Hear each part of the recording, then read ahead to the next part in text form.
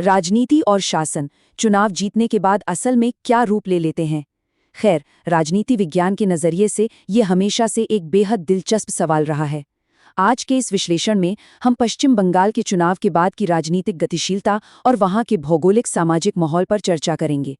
हम एक खास स्रोत के आधार पर बिल्कुल निष्पक्ष रूप से यह समझने की कोशिश करेंगे कि चुनाव के नतीजे आने के तुरंत बाद किसी राज्य का सामाजिक ताना-बाना आखिर कैसे बदल सकता है। तो चलिए, बिना किसी देरी के सीधे मुख्य विषय पर आते हैं। इस चर्चा की शुरुआत एक बहुत ही सीधे और गंभीर उद्धरण से होती है। स्रोत में स्पष्ट रूप से लिखा है, बंगाल चुनाव में पहले जो अंदाजा था वही हुआ। शहर के शहर जलाना, तोड़-फोड़ करना। अब अकादमिक नजरिए से देखा जाए तो ये कोई छोटा-मोटा दावा नहीं है। ये सीधे तौर पर इस बात की ओर इशारा करता है कि चुनाव के बाद के माहौल में कथित तौर पर हिंसा और आगजनी को एक राजनीतिक हथियार की तरह इस्तेमाल किया गया। स्रोत का साफ तौर पर यह कहना है कि चुनाव से पहले जो डर था वो जमीनी हकीकत में बदल गया, और जाहिर है इससे शासन व्यवस्था पर बहुत बड़े सवाल खड़े होते हैं।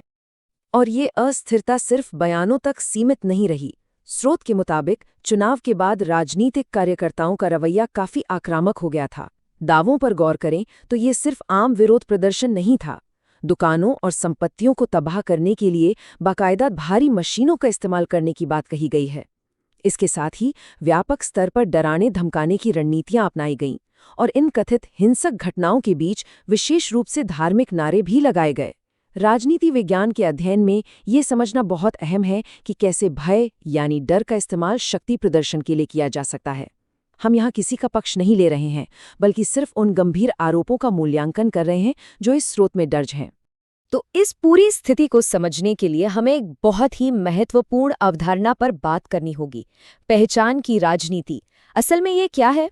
राजनीति विज्ञान में ये एक ऐसा दृष्टिकोण है जो अच्छे शासन और सबके विकास के बजाय सांप्रदायिक विभाजन और किसी खास समूह की पहचान को सबसे ऊपर रखता है। स्रोत ये मजबूती से तर्क देता है कि इस मामले में जानबूझकर नफरत भरी राजनीतिक बयानबाजी का सहारा लिया गया ताकि सामाजिक ताने-बाने को तोड़ा जा सके।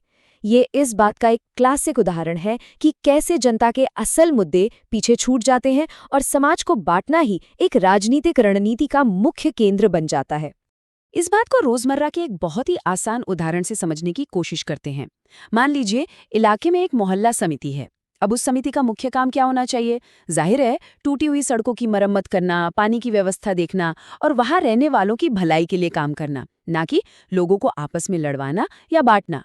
बिल्कुल इसी तरह स्रोत का आरोप है कि यहाँ राजनीतिक नेतृत्व ने बुनियादी ढांचा जैसे स्कूल बनाना या अस्पतालों को सुधारना, इन मुख्य जिम्मेदारियों से मुंह मोड़ लिया है और इसके बजाय उनका पूरा ध्यान विभाजनकारी राजनीति, उत्पीड़न और सांप्रदायिक ध्रुवीकरण पर केंद्रित हो गया है। जब सारा फोकस विकास से हटकर विभाजन पर चला जाए तो स्रोत के अनुसार ये सीधे सीधे सुशासन की विफलता को दर्शाता है। इन सभी बातों को गहराई से देखने पर स्रोत एक बहुत ही चिंताजनक निष्कर्ष निकालता है। ध्यान देने वाली बात यह है कि पार्ट चुनाव के बाद की इन अस्थिरताओं को सिर्फ अचानक हुई कुछ छिटपुट घटनाओं के रूप में नहीं देखता। इसके बजाय ये इन्हें राजनीतिक जीत के पीछे छिपी एक बहुत ही व्यवस्थित और लंबी चलने वाली सामाजिक शत्रुता के रूप में चित्रित करता है।